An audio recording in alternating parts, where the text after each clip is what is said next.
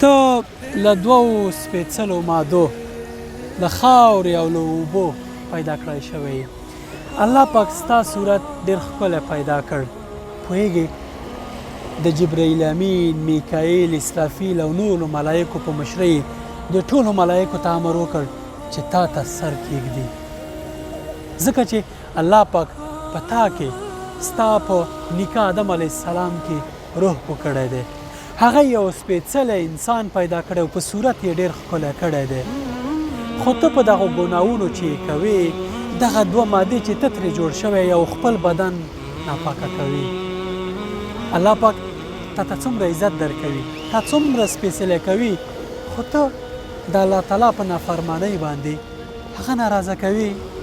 دومره مهربانه رب څومره تکریم یې تا ته کړی، خو ته نازواني کوي.